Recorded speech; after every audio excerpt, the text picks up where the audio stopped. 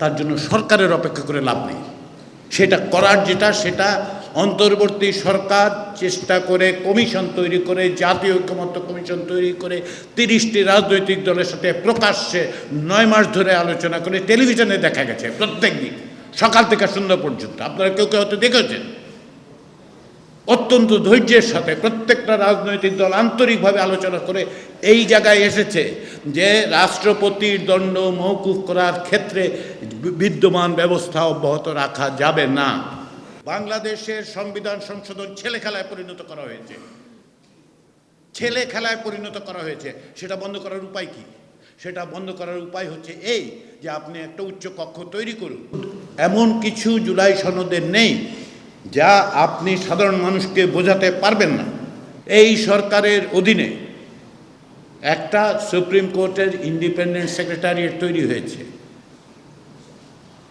উচ্চ আদালতে নিয়োগের ক্ষেত্রে একটা প্রক্রিয়া পদ্ধতি আইনগতভাবে তৈরি করা হয়েছে। তো এগুলো কিছুই টিকবে না, কিচ্ছু টিকবে না যদি না জুলাই জাতীয় সনদের মধ্য দিয়ে এগুলোকে সংবিধানে অন্তর্ভুক্ত করা হয়।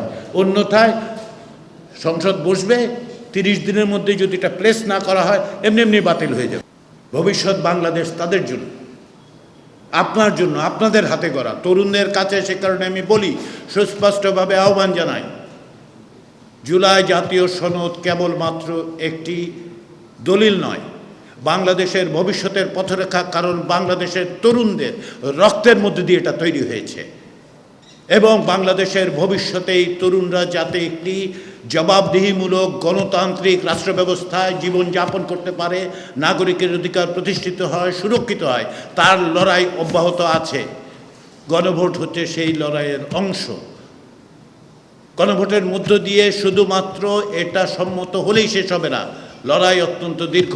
এই রাষ্ট্র গঠনে, এই যে গণতান্ত্রিক রাষ্ট্র গঠনের লড়াই যারই এক পর্যায়ে বাংলাদেশের তরুণ তরুণীদের ডাকে লক্ষ লক্ষ মানুষ নেমে পড়েছিল পথে, সেই লড়াইকে অব্যাহত আপনার রাখতে হবে, প্রাতিষ্ঠানিক রূপ দিতে হবে।